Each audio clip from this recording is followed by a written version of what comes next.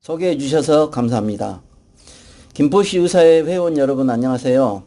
저는 강남 나누리병원 척추센터 김현성 원장입니다. 우선 김포시 의사회 학술대회에 초청해 주셔서 진심으로 감사드립니다. 저는 현재 김포시 의사회 회장님이신 김주현 회장님과 대학교 동창이면서 군의관 생활을 같이 했던 오랜 친구입니다. 현재 대한척추내시경수술연구회 회장을 맡고 있으며 여러 학술 저널의 에디터로서 역할을 하고 있습니다. 그럼 오늘의 주제인 척추수술의 현재와 미래, 척추내시경 수술이라는 제목으로 강의를 시작하도록 하겠습니다. 우선 강의를 시작하기 전에 저에 대한 간단한 소개를 하도록 하겠습니다.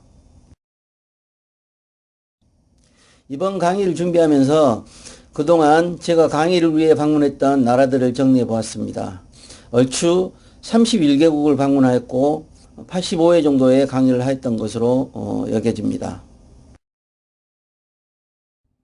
이 사진은 그동안 제가 진행하였던 학술 연구 및 출판을 정리한 것입니다.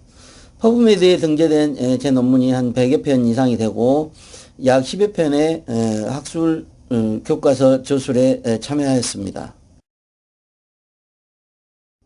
또한 최소침수 척추수술 및 척추내시경 수술과 관련된 여러 편의 저널의 에디터로서 역할을 하고 있는데 월드 뉴로서저리, 뉴로스파인, BMC 머스큘러스켈레탈 디스오더, 메디슨, 제이미스트 등의 저널 에디터로서 역할을 하고 있습니다. 이곳은 저의 고향인 전라남도 신안군 자음면 백길리이고 사진 속의 주인공은 제 아들입니다.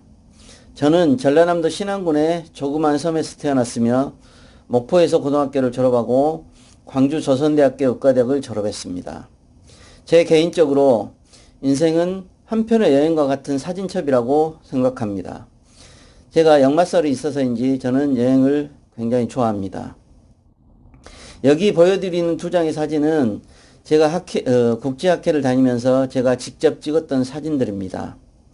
인생은 수시로 얼음 위를 지나야 하는 험난한 여정이기도 하지만은 그 역경이 우산이 되어 앞으로 가는 길을 인도해주는 여행과 같은 것이라고 생각됩니다. 그래서 저는 20여 년 전 군 생활이 끝나고 엔도스코픽 스파이널 서저리로 세상에 여행을 하기로 길을 결정하였으며 오늘 보여드리는 모든 사진과 레퍼런스로 사용된 모든 논문은 제가 직접 촬영한 사진이고 제가 직접 저술한 논문이니까 저의 개인적인 견해가 일부 포함될 수 있으니까 강의 들을 때 이 부분을 고려해 주시면 고맙겠습니다. 척추수술은 기존의 절개형 척추수술로 시작됐는데 절개형 척추수술이 가지고 있는 여러 가지 문제점을 극복하고자 미세현미경 척추수술이 발전되게 됩니다. 하지만 역시 미세현미경 척추수술도 여러 가지 단점을 가지고 문제점을 가지고 있기 때문에 현재는 척추내시경 수술로 발전하여서 환자분들께 더욱 좋은 치료를 제공하고자 많은 노력을 하고 있습니다. 2019년도에 제가 저술한 논문에서 보면 척추내시경 수술의 역사를 4개의 제너레이션으로 나누어 볼 수 있습니다. 즉 이미 잘 알려진 옆구리로 접근하는 옆구리 접근 디스크 제거술의 first generation, 후방 접근 디스크 제거술의 second generation, 그리고 척추관 협착증 감압술의 third generation, 그리고 현재 진행되고 있는 척추 유압술의 fourth generation으로 나누어 볼 수 있습니다. 하지만 좀 더 엄밀히 따져보자면 척추내시경 수술의 역사는 척추관 감압술을 가능하기 전의 시대와 척추관 감압술이 가능한 이후의 시대로 나누어 볼 수 있는데 이 중 척추관 감압술에 관한 척추내시경 수술 분야의 많은 부분은 대한민국이 주도하였고 대한민국의 척추내시경 수술이 세계적으로 급부상하게 된 2017년을 기점으로 척추내시경 수술의 역사가 나뉘었다고 보면 되겠습니다. 이러한 결과는 척추내시경 수술의 현저한 발전을 유도하였는데 2020년도에 제가 뉴럴로지 인대에 발표한 논문을 살펴보면 척추내시경 수술을 통한 수액 제거술, 신경감압술 그리고 추체관 유압술이 가능해지게 되면 약 95% 이상의 퇴행성 척추 질환을 절개 없는 비절개의 척추 내시경 수술로 치료할 수 있게 된다는 것을 알 수 있으며, 즉 고령 인구가 급격히 증가하는 미래가 될수록 절대적으로 필수 불가결한 치료 방법이 될 것임이 명확해 보입니다. 그렇다면 척추 내시경 수술의 궁극적인 목적과 당위성은 무엇일까요?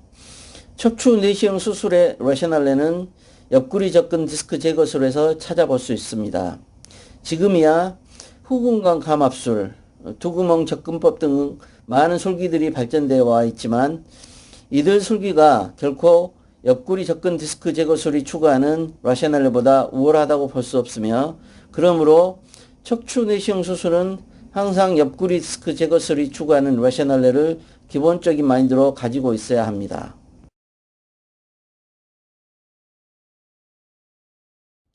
2000년부터 2016년까지를 척추 내시경 수술의 태동기로 볼 수 있는데, 이에 대해 살펴보도록 하겠습니다.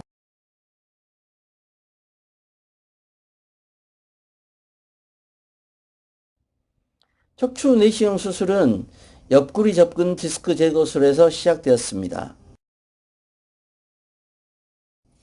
그 이전에도 내시경을 통한 허리 디스크 치료에 많은 시도가 있었지만, 실제로 옆구리 접근 디스크 제거술의 단초는 닥터 캠빈이 1983년도에 소개한 캠빈스 트라이앵글이 소개되면서부터입니다. 캠빈스 트라이앵글은 트래버싱 너브 루트와 엑지팅 너브 루트 그리고 어퍼 엔드 플레이트 오브 로어 버테브로가 이루는 삼각형을 말합니다. 현재 시행되고 있는 척추 내시경 수술은 이후로도 약 20여 년이 지난 2000년대 초에 처음으로 시행이 되는데, 여기 보시는 분이 척추 내시경 수술 분야의 레전드이신 미국의 안토니 영 선생님이시고, 안토니 영 선생님이 처음으로 옆구리 척추 내시경 수술을 소개하게 됩니다. 하지만 초창기 옆구리 접근 디스크 제거술은 제한적으로 시행된 부분이 많았고, 이로 인해서 더욱 발전된 수술 기법이 필요하게 됩니다. 이에 대한 더욱 발전된 수술 기법으로 2005년도에 지금은 자꾸 하신 닥터 후글랜드 선생님께서 아웃사이드 인 어프로치를 소개하게 됩니다. 이후 옆구리 접근 척추 내시경 수술은 꾸준한 발전을 이어가게 됩니다. 2005년은 저에게도 매우 뜻깊은 해였습니다. 저는 척추 내시경 수술을 2003년도에 시작하였으나 실제로 시작하게 된 것은 2005년도에 독일 안나병원의 루에텐 선생님께 다녀오고 나서부터입니다. 독일은 이후로도 한 번 더 방문하게 되는데, 2005년도의 방문은 학생으로서 배움을 얻기 위한 방문이었고, 2015년도의 방문은 독일의 척추 내시경의 많은 친구들을 만나기 위한 방문이었습니다. 2015년경을 기준으로 살펴보았을 때 척추 내시경 수술의 강국은 독일, 미국, 한국, 중국의 4개 정도로 요약해 볼 수 있는데, 특히 독일과 한국은 높은 수준에서 전 세계를 리드하고 있는 나라였습니다. 특히 독일은 세계적으로 유명한 척추 내시경 수술 기구 회사 대부분이 독일에 위치해 있고, 이 부분이 항상 부러운 부분이기도 하였지만 실제적으로 수술 설계와 연구의 많은 부분은 대한민국에서 주도하고 있었습니다. 특히나 척추 내시경 수술은 대한민국의 젓가락 사용을 통한 뛰어난 수술 능력을 보여주는 대표적인 분야이지 않을까 생각이 됩니다. 그래도 이 사진에서 보는 것처럼 독일은 여전히 다시 가보고 싶은 몇 개 나라 중에 하나입니다. 여행을 좋아하는 저에게는 독일 연수는 프라하를 갈 수 있는 절호의 기회이기도 하였습니다. 약 10년 후에 유로스파인 스프링 미팅이 있어서 한 번 더 가긴 하였지만, 역시 프라하는 여행을 좋아하는 사람으로서 굉장히 좋은 곳인 것 같습니다. 당시 시골 촌뜨기였던 제가 저의 역량을 키우기 위해서는 학술 연구와 발표, 강의 등의 역량을 키워야겠다고 마음먹은 게 2007년도에 터키의 월드 스파인 때였으며, 딱 1년 후인 2008년 하와이에서 열린 WCMISST가 저에게는 국제학회의 첫 번째 발표의 기회였습니다.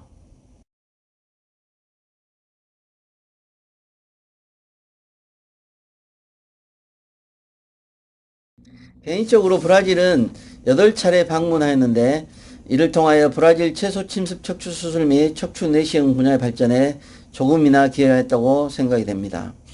그 첫 번째가 2008년도였는데 당시에는 학회에 초청을 받은 것도 아니었고 한국 척추기구회사의 자문의사로서 방문하였던지라 학회장에서 저를 눈여겨보는 사람은 없었습니다.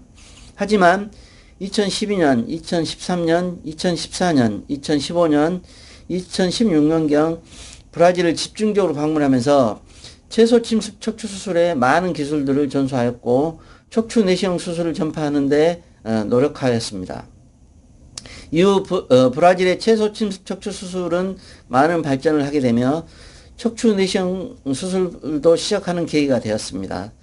저 또한 개인적으로 브라질 채소 침습 학회에서 글로벌 리더 오브 더 스파이널 서저리라는 명예로운 호칭을 받게 됩니다. 브라질 하면 저에게는 정말 할 이야기가 많습니다만 크게 기억난 두 가지만 이야기하도록 하겠습니다. 첫 번째는 생각보다 여행할 곳이 굉장히 많습니다. 아름다운 경치를 가진 곳도 굉장히 많고요. 우리가 잘 알고 있는 이과수 폭포, 아마존 말고도 굉장히 여행할 곳이 많습니다. 두 번째는 정말 기억에 남는 이벤트인데 제가 이제 이 이벤트는 브라질 채소 침수학회에 저를 각인시켰던 특별한 이벤트였습니다. 2013년도에 브라질 채소 침수학회에서 라이브 서저리를 준비하고 있었습니다. 그 주제가 채소 침습 척추 유압술이었는데요. 나한테는 강의만 시키고 본인들이 실제 중요한 부분인 라이브 서저리나 모든 것들은 본인들이 하겠다고 하더라고요. 근데 실제로 채소 침습 척추 유압술에서 가장 중요한 기구인 리트랙터가 가장 중요한 기구인데 이 기구가 수술 당일날까지 준비가 되지 않았습니다. 그래서 굉장히 비싼 가격에 사야 되거든요. 근데 이 기구가 준비되지 못해서 결국은 수술을 연기해야 되겠다고 저에게 이야기를 했습니다. 그래서 그거 잼시디 니들 2개만 있으면 되는데 잼시디 니들이 뭐냐면 페디크레에다 박는 쇠꼬챙이처럼 생긴 그 젓가락처럼 생긴 얇은 쇠꼬챙이 기구입니다. 쉽게 구할 수 있는 기구이고요. 이 2개만 있으면 내가 해결해 줄게 하고 얘기했더니 다음날 수술을 하고 제가 수술 중에 이 그 잼시니들을 페디클 2개에다 받고 리트랙터를 만들어 줬죠. 그래서 수술이 아주 뭐 쉽게 끝났죠. 본인들이 걱정했던 것보다 훨씬 쉽게 끝났고 수술은 잘 마무리되었습니다.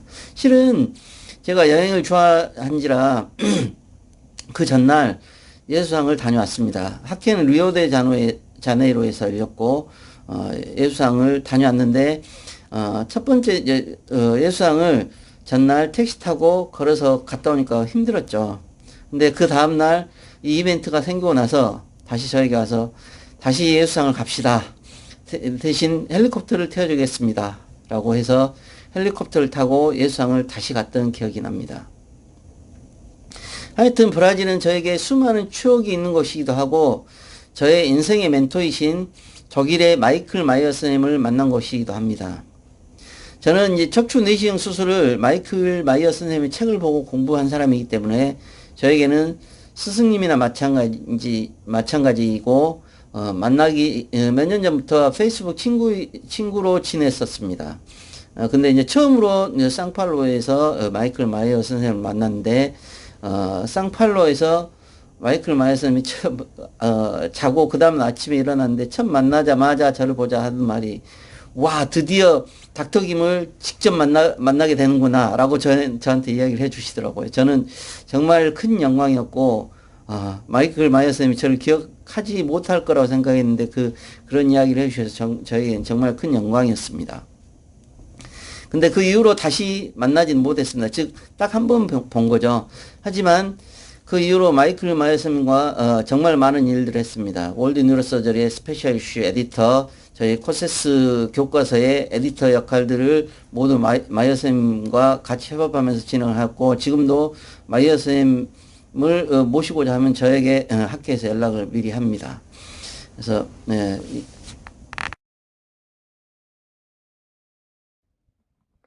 2012년 이후로 저희 학술 활동이 증가하게 되면서 세계 여러 나라를 방문할 수 있는 기회가 주어집니다. 그래서 여기 보이는 사진은 영국, 런던에서 만난 안토니옹 선생님과 철김 선생님과 같이 촬영한 사진, 아름다운 프랑스의 풍경들의 사진. 하지만 저에게 지금도 잊혀지지 않는 여행은 바르셀로나에서 열린 아이사스에 참석했을 때 사진입니다. 당시 제가 발표가 2개 있었는데 목요일과 금요일, 토요일이었습니다. 그래서 금요일 하루가 빈 거죠. 제가 그때 알았던 것이 그라나다, 아람브라 궁전이 있는 그라나다가 당일치기로 다녀올 수 있다는 것입니다.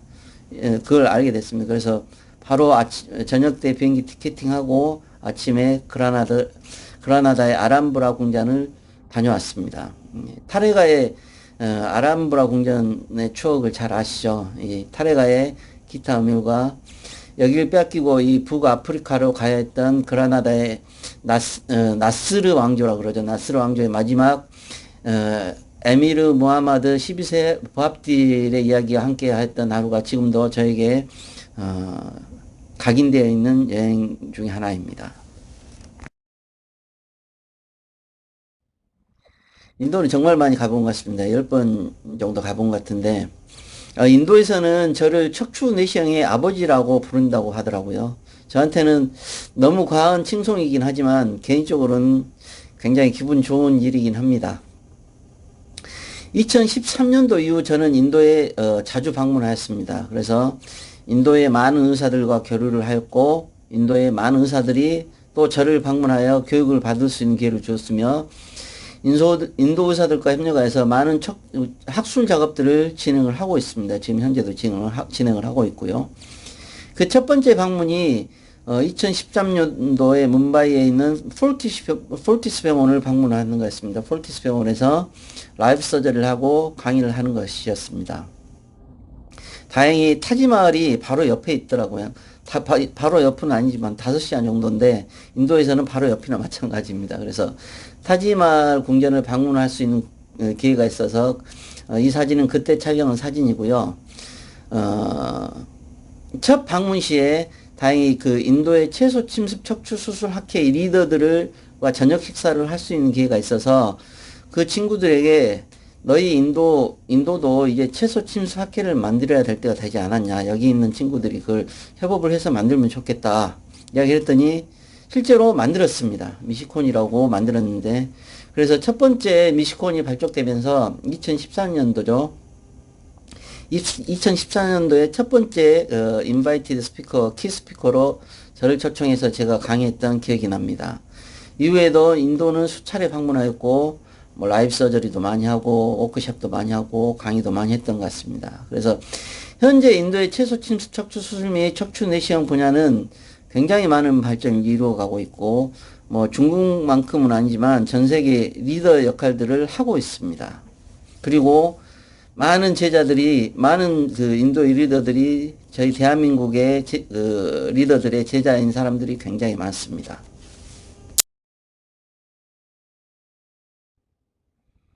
2013년, 2014년도는 대한민국 채소 침습 학회가 외국에 좀 더 관심을 가지고 활동을 했던 시기이기도 합니다. 그래서 외국에 나가서 직접 라이브 서저리도 하고 워크숍도 저희 코미스 이름으로 개최를 했던 시기입니다.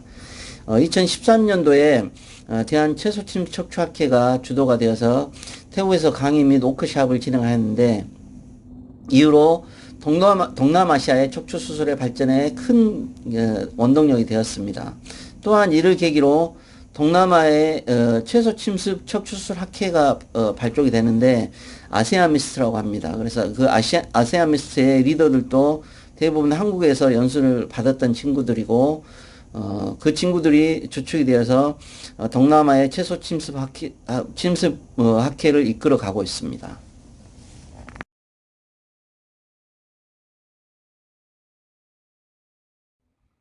대한민국의 채소 침습 척추 수술 및 척추 내시경 수술이 발전하게 되면서 터키와도 많은 교류가 있었습니다. 저도 개인적으로 터키를 6차례 방문하게 하였는데 그 중에서 이제 이스탄불이야 잘 알려져 있지만 기억에 남는 곳을 꼽자면 안탈리아고 이즈미르입니다.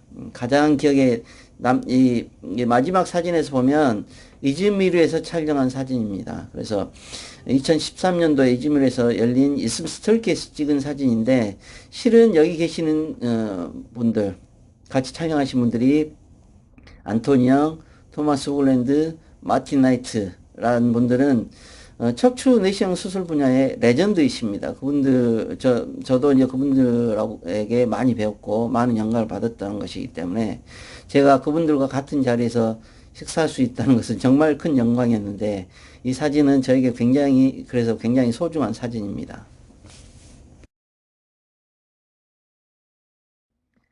2014년은 대한민국 최소 침습 척추 수술 분야의 역사에 길이 남을 해입니다.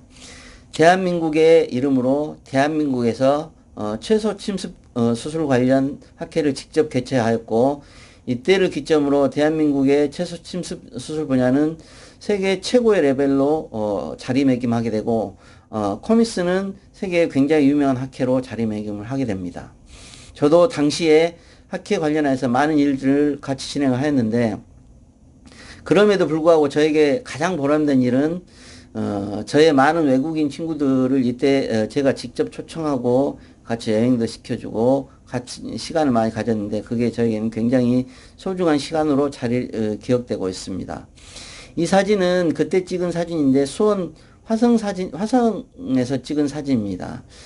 이 사진이 아주 잘 찍은 사진은 아니지만 저에게는 굉장히 소중한 사진입니다. 잘 보시면 미국의 가나 출신 미국의 그 척추외과 의사인 세이드 오스만, 그리고 독일의 군트람척, 그리고 말레이시아의 아즈미 알리아스, 인도네시아의 룰리 하나피달한, 다 제 아주 친한 친구들이고, 흑인, 백인, 그리고 그 아시아인, 그리고 뭐 미국, 동양 모든 것들이 다 여기에 포함되어 있는 걸 봤을 때 척추 내시경을 통해서 전 세계를 화합할 수 있는 계기가 될 수 있지 않을까 하는 그런 생각을 가졌던 사진입니다.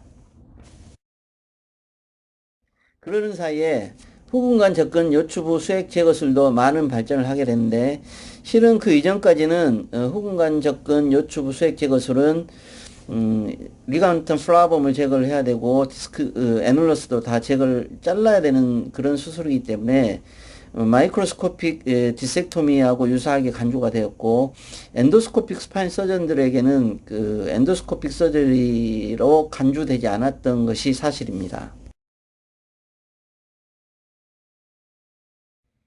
하지만 이 술기도 그동안 꾸준한 발전을 하게 되고, 2016년도에 제가 구조 보존이 가능한 후궁간 수액 제거술 방법을 소개하게 됩니다. 이 방법은 리가먼트 플라범을 스플리팅하고 애누러스를 실링 시키는 거죠. 아예 그 구조물들을 다시 복원시키고 디스크만 제거하는 방식이죠. 이 방법을 제가 소개하면서 후궁간 접근 수액 제거술도 옆구리 접근 수액 제거술에 버금가는 러셔널레를 갖게 되는 계기가 되었습니다.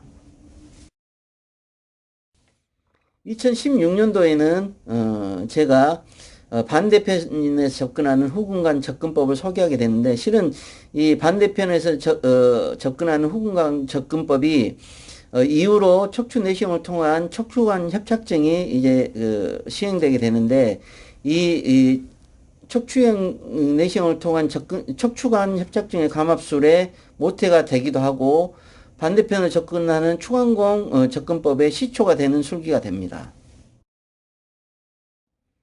그리고 2018년도에는 처음에 소개했던 옆구리 접근 수액 제거술 중에 거의 그 파이널을 찍죠. 2018년도에 제가 이제 모바일한 가동성이 있는 옆구리 접근법을 소개하게 되는데, 이 접근법을 통해서 모든 허리 디스크가 옆구리 접근법으로 접근법의 척추 내시경을 통해서 해결할 수 있는 계기가 됩니다.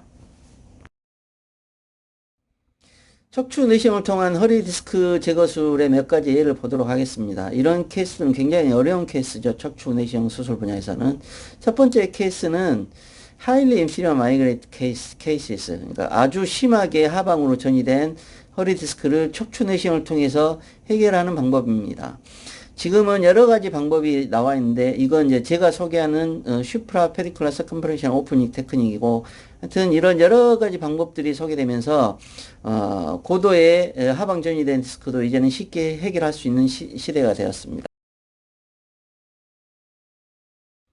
2018년도에는 제가 재발된 허리 디스크에도 척추 내시경 수술이 기존의 절개 수술에 비하여 훨씬 장점이 많다는 것을 논문을 통해서 증명하였습니다.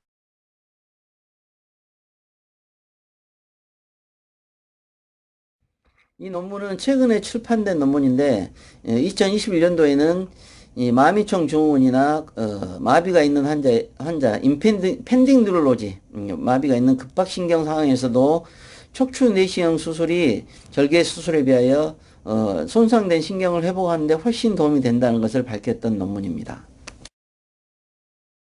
이로써 2021년도 즉 올해 초에는 저의 논문을 통해서 이제 허리 디스크는 옆구리 접근법 트랜스포라미널 어프로치를 통해서 어느 부위에나 접근할 수 있고 어느 병변이든지 해결할 수 있다는 것을 증명하였습니다. 그래서 척추 내시경을 통한 수액 제거술의 결론을 보면 이 논문은 제가 2018년도에 페인 피션에 발표한 논문인데, 이제는 모든 허리 디스크에 대하여 비절개 수술인 척추 내시경 수술이 가능하고, 그럼에도 불구하고 95% 이상의 석세스, 굿투 익셀런트 리절트를 보이고 있어서 이는 기존의 절개 수술에 비하여 현저하게 많은 장점을 가지고 있다는 것을 밝혔던 논문입니다. 하지만 이전까지의 척추 내시경 수술은 디스크 수술에만 국한되어 적용되었다고 볼 수 있으며, 실제적으로 척추관 협착증에 대한 척추 내시경 감압술이 보편화된 것은 2017년이라고 볼 수 있는데, 이 과정, 척추관 협착증에 대한 척추 내시경 감압술의 많은 부분들에 대해서는 대한민국의 많은 척추 내시경 의사들이 연구를 하고 리드를 하고 이 부분의 많은 부분들이 대한민국에서 또 이루어지게 됩니다. 돌이켜보면 2015년도에 제가 이 나누리병원으로서 병원을 옮기고 외국인 펠로를 받기 시작하고 척추 내시경과 관련된 많은 심포지움을 개최를 하고, 또 수많은 대한민국의 척추외과 의사들이 수많은 토론과 수많은 논의를 통해서 또 새로운 도전을 하고 어려움을 극복하고 그러면서 세계적인 입지를 다지는 것을 보면서 한편으로 저는 굉장히 뿌듯함을 느낍니다. 과연 현재 대한민국 척추 내시경 수술은 세계 최고급이라고 볼 수 있으면 거의 BTS급의 버금가는 수준이라고 해도 과하지 않을 정도로 지금 대접을 받고 있으며, 수많은 외국 의사들이 대한민국의 척추 내시경 술기를 배우고자 지금 많이 기다리고 있습니다. 결국 여기에는 척추 내시경 수술을 통한 척추 유압술이 많은 부분을 기여를 하였고, 이 많은 부분을 대한민국에서 해결했다는 것, 또 대한민국이 척추 내시경 수술의 시대를 열어가는 주도국이 되었다는데 현재 전 세계 많은 척추 내시경 의사들이 동의를 하고 있습니다. 척추 내시경 수술의 태동기를 넘어서 척추 내시경이 이제 보편화되고 발전되는 그 첫 번째 발걸음이 척추관 협착증에 대한 척추 내시경 감압술이라고 할 수 있습니다. 혹자는 척추관 협착증에 대한 척추 내시경 감압술이 굳이 내시경을 통해서 감압술을 해야 되는지에 대한 의문을 갖기도 합니다. 하지만 척추 내시경 수술은 기존의 수술에 비하여 척추 내시경 감압술에서도 많은 장점을 가지고 있는데, 기존의 감압술이 해결하지 못했던 많은 부분을 척추 내시경을 통해서 또 해결할 수 있습니다. 이 사진은 척추관 협착증을 가진 환자가 척추 내시경을 통해서 감압한 수술 전과 수술 하루 후의 사진입니다. 즉 이 사진을 보면 척추 내시경 수술을 통해서 기존의 절개 수술이 추구하고자 했던 충분한 감압 등을 포함한 많은 것을 척추 내시경 수술을 통해 충분히 해결할 수 있으며, 기존의 절개 수술이 해결하지 못했던 많은 부분들, 즉 파셋 조인트 바이올레이션이나 척추 불안정증의 최소화 같은 부분을 척추 내시경 수술을 통해서 해결할 수 있는 시대가 되었습니다. 2017년도는 척추 내시경 수술 역사에서 매우 뜻깊은 한 해이기도 합니다. 물론 척추관 협착증에 대한 척추 내시경 감압술이 보편화된 시기이기도 하지만 또한 대한 척추 내시경 수술 연구회가 발족되는 해이기도 합니다. 2017년도에는 현재 보편적으로 시행되고 있는 오버 더 탑 어프로치를 통한 유니퍼탈 어프로치 바이라탈 디컴프레션 술기가 저를 통해 처음으로 소개된 해이기도 하고, 또한 저를 통해서 후근관 접근법을 이용한 반대편 접근법이 소개되었던 해이기도 합니다. 척추 내시경 감압술은 이후로도 급격한 발전을 하게 되는데 이제는 흉추부 협착증에 대한 감압술에도 적용이 가능하게 되었으며, 목 디스크는 그동안 척추 내시경을 통한 접근법이 매우 제한적이었으나 후방 접근법이 발달하게 되면서 그 적용 범위가 매우 확대되게 되었습니다. 2021년 제가 소개한 파셜 페디클로토미, 파셜 버테브로토미 접근법을 통하면 거의 모든 경추부의 포라미널 패솔로지를 이제는 척추 내시경을 통해서 해결할 수 있는 시대가 되었고, 실제로 저도 경추부 수술이 현저히 증가하였는데 대부분이 척추 내시경 수술을 통해서 해결할 수 있으며, 이제는 환자가 거의 수술 전의 상태까지 회복할 수 있는 시대가 되었습니다. 척추 내시경 감압술에 대한 몇 가지 증례를 살펴보도록 하겠습니다. 이 환자는 매우 심한 협착증을 가진 80세 여자 환자분이며 척추 내시경 수술을 통해서 매우 효과적으로 치료가 된 것을 볼 수 있습니다. 매우 심한 협착증을 가진 매우 고령의 환자에게 어떤 치료가 가장 이상적인 치료 방법인지에 대해 고민해 볼 만한 사진입니다. 척추 내시경 감압술은 흉추에서도 효과적으로 적용할 수 있으며,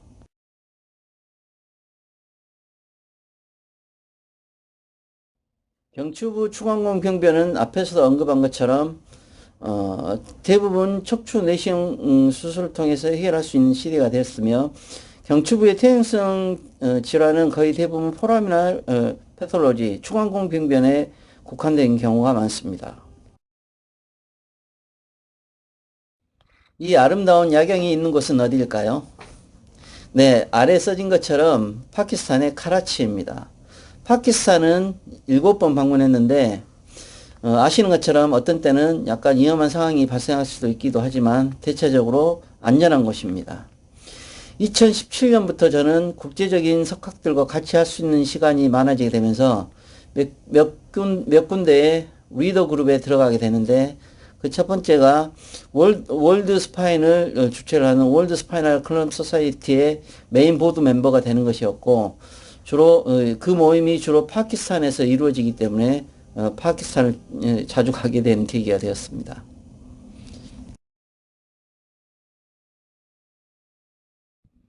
저에게는 현재까지 그 장기 외국인 펠로우 6개월 이상 머무는 펠로우가 4명 있는데, 그 중에 첫 번째 펠로우가 네팔의 바이아팍 파우델입니다. 2018년도에는 저의 첫 번째 제자인 닥터 바이아팍 파우델이 네팔 척추학회의 주요 임원이 되면서 저를 초청하였고, 그래서 제가 네팔을 갈 수 있는 기회가 되었습니다. 인도네시아도 2번 방문했는데, 2014년도에 코미스 인터내셔널 했을 때 왔던 제 친구 룰리 있죠. 룰리가 저를 초청해서 반동에 한번 갔었는데, 반동도 굉장히 인상적이었던 것이었습니다.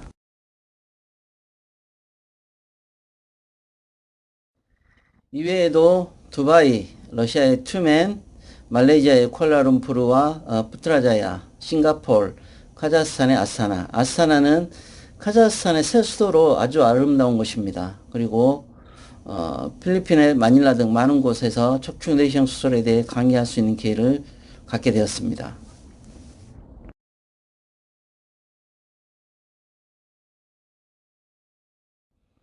이 논문은 인터내셔널 저널 오브 몰레큘러 사이언스에 최근에 제가 실은 논문입니다. 척추 내시경 수술을 통하여 만성 디스크 통증에서 베지버테브럴 러브가 중요한 팩터를 한다는 것을 확인한 논문으로서 앞으로 만성 디스크 연구에 중요한 논문이 될 것이라고 여겨집니다. 2018년, 2019년 이후로는 대만을 자주 방문하게 되는데 대만의 척추 내시경 수술은 우리나라에 비해 현재 뒤져 있었던 상태입니다. 하지만 이후로 대한민국 척추 내시경 의사들이 자주 방문하게 되면서 이제는 대만의 척추 내시경 수술의 수준도 세계적인 수준까지 올라와 있는 상태입니다. 그 중에서도 여러 곳을 방문했는데 저의 절친이 있는 현재 대만 척추 내시경 학회 회장인 닥터 치에민 첸이 있는 GIC가 저에게는 매우 인상적이었던 곳입니다.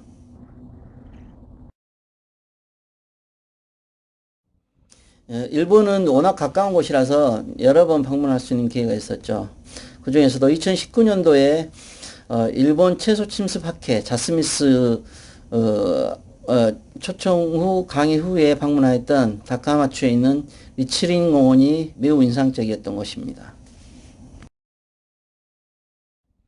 척추 내시경 수술은 현재 매우 큰 인기를 얻고 있습니다. 이렇게 척추 내시경 수술이 급속도로 확산되는 데는 척추 내시경 감압술이 큰 역할을 했지만 척추 내시경 수술이 척추 수술의 메인스트림으로 자리 잡는 데는 척추 내시경 융합술, 엔도스코픽 룸바 인터벌 퓨전이 굉장히 큰 역할을 하게 됩니다.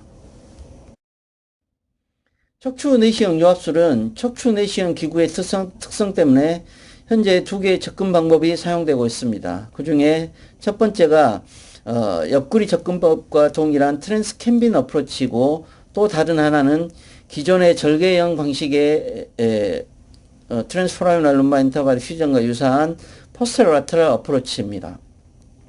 이 중 포스터라테럴 어프로치가 더 어렵긴 하지만 디컴프레션을 더욱 충분히 할 수 있고 또 디스크 하이트 리스토레이션과 같은 굉장히 큰 장점을 가지고 있기 때문에 현재는 포스터라테럴 어프로치가 더 큰 관심을 보이고 있습니다.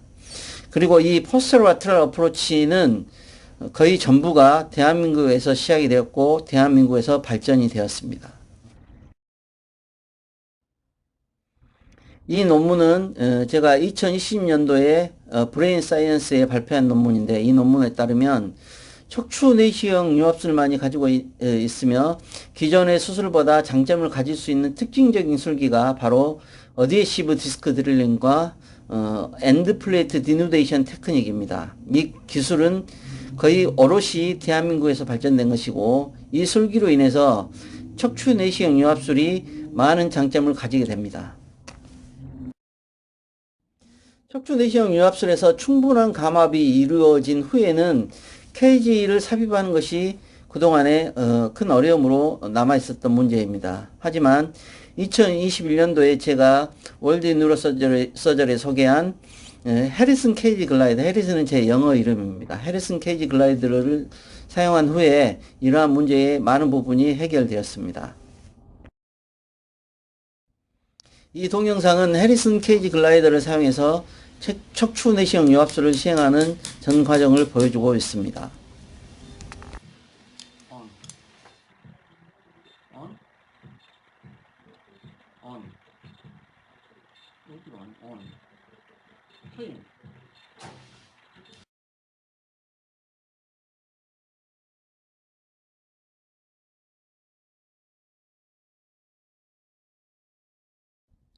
척추 내시경 융합술은 기존의 절개형 융합술보다 많은 장점을 가지고 있는데 그 첫 번째가 포컬 세그먼탈 코렉션이 탁월하다는 것입니다. 그 이유는 엔도스코픽 어드헤시브 디스크 드릴링을 통해서 크로닉 어드헤전된 부분을 효과적으로 릴리스 할 수 있기 때문입니다. 이러한 엔도스코픽 룸바 인터벌 퓨전의 장점은 디스크 하이트 리스토레이션도 극대화할 수 있으며 기존의 절개 수술에 비하여 현재의 좋은 결과를 보여주고 있습니다.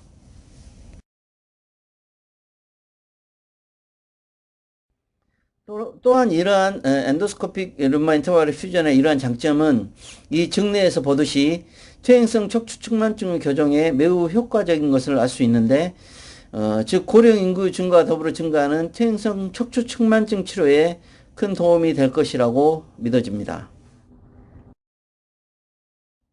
척추 내시경 유압술의 또 하나의 큰 장점이 척추 유압이 매우 빠르게 진행되고 유압률이 매우 높다는 것입니다. 이러한 장점이 척추 내시경 유압술이 척추 수술을 미래의 새로운 파라다임으로 자리 잡을 수 있는 부분으로 여겨집니다. 최근에 억셉트된 저희 논문에서 보면 척추 내시경 유압술은 기존의 절개형 유압술에 비하여 현재의 빠른 유압 속도와 현재의 높은 유압률을 보여주고 있는 것을 볼 수 있습니다.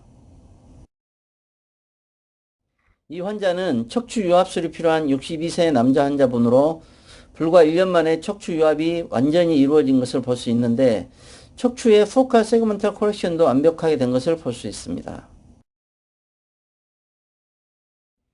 척추 내시경 유압술을 시행하면서 발견된 또 하나의 장점이 수술 후에도 척추 주변 근육이 줄어들지 않고 오히려 일부에서는 증가되는 것을 확인할 수 있습니다.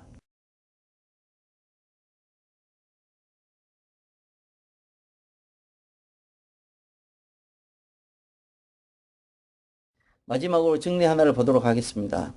이 환자는 72세 여자 환자로 3마디 척추 유압술이 필요한 환자입니다. 하지만 3년 전에 신장 이식 수술을 받은 상태로 전신 마취가 용이하지 않고 장시간 수술 및 많은 양의 출혈이 수술 회복에 영향을 미칠 것으로 예상되는 환자입니다. 하지만 척추 내시경 유압술을 통하면 이러한 문제를 보다 쉽게 해결할 수 있을 것으로 여겨집니다.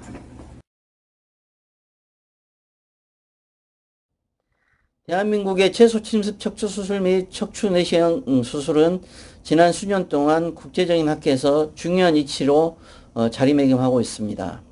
이 사진은 유로스파인, 글로벌 스파인, 아이사스 등이 열렸던 이탈리아의 풍경이며 이 학회에서 대한민국은 주요 발표자로 참여하고 있습니다. 이 사진은 월드 스파인 AC 열렸던 포르투갈의 포르토에서 촬영한 사진이며 당시 코미스 대한 최소 침습학회도 대한민국을 대표해서 훌륭한 프로그램을 진행하였으며 마지막 사진에서 보면 월드 스파이널 컬럼 소사이티의 주요 멤버들과 제가 차기에 대한민국에서 열리는 월드 스파인에 대해서 합의하는 사진을 볼 수 있습니다. 이 사진은 상하이 학회 때 카톨릭 대학교 김지선 교수님께서 찍어준 사진입니다. 중국은 그동안 의학 분야에서 조금 뒤처져 있는 것처럼 보였습니다. 하지만 지난 수년 동안 척추 내시경 분야에서 거의 몰빵하다시피 집중을 하고 있으며 현재는 이 분야에서 세계 최고의 수준에 다다랐습니다. 저는 개인적으로 척추 내시경 분야 세계 최고의 상인 프라비즈 캠빈상을 중국 충칭에서 받게 되어 감회가 깊은 곳이기도 합니다. 척추 내시경 수술 분야가 척추 수술의 주요 자리로 매김한 현재 독일, 미국, 대한민국, 중국은 전 세계를 이끄는 4개의 강국으로 볼 수 있습니다. 하지만 아직도 척추 내시경 수술 분야의 발전 위해서는 많은 노력이 필요하고 대한민국이 여기서 어떤 위치를 가져야 될지가 항상 고민되는 부분이기도 합니다. 국제학술지에서 척추 내시경 수술을 초점으로 하는 스페셜 이슈는 현재 뉴로스파인 2회, 월드 뉴로서저리 1회, 아이사스 저널인 IJSS 1회로 총 4개, 세계 학술지에서 4번 진행이 되었고 이 모두를 제가 진행하였습니다. 특히 뉴로스파인은 대한민국 척추신경외과 학술지면서 척추 내시경 수술 특별호를 기점으로 폭발적인 인기를 얻게 되는데 그 이후로 SCI가 등재가 되고 또 SCI가 등재되면서 그 첫 번째로 받은 점수가 3.492로 전 세계 척추 학술지의 2위를 자리매김하는 쾌거를 이루게 됩니다. 뉴로스파인의 이러한 쾌거에 힘입어서 대한민국의 척추 내시경 수술이 전 세계 최고의 척추학회인 나스 북미 척추학회에서 척추 내시경 워크숍을 개최하는 또 쾌거를 이루었죠. 이 또한 제가 진행하였는데 이후 대한민국의 척추는 전 세계 탑 클래스의 랭크가 되게 되고 전 세계 척추를 이끌어 가게 됩니다. 이 두 편의 책은 제가 편집장 및 편집자로 있으면서 발간된 최근 두 편의 척추 내시경 수술 관련 교과서입니다.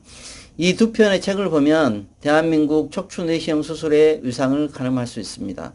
첫 번째는 대한척추내시경 수술연구의 이름으로 발간된 교과서인데 대한척추내시경 수술연구에는 대한신경학회 산하 대한척추신경학회 소속의 대한체소침습 척추수술학회의 산하연구회입니다. 이 연구회가 3대 국제 메이저 출판사인 스프링거와 협력을 해서 교과서를 편찬을 하게 되었습니다. 두 번째 책은 세 편의 시리즈로 구성된 벤탐 시리즈 교과서로 척추 내시경 수술 교과서인데 제가 그 세 편의 책에서 14챕터를 저술하였고 표지에 보이는 저 사진이 제 사진입니다.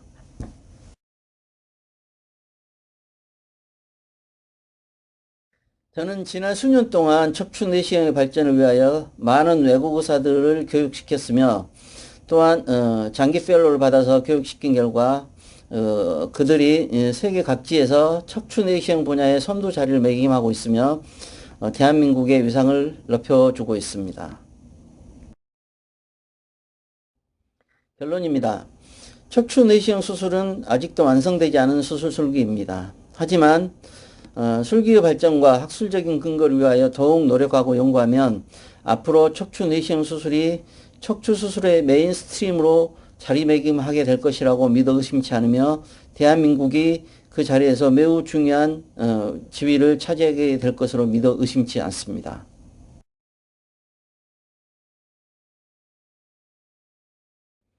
많은 경청 감사드리며 마지막으로 이렇게 소중한 자리에 저의 이야기를 할 수 있게 돼서 정말 큰 영광이었습니다. 감사합니다.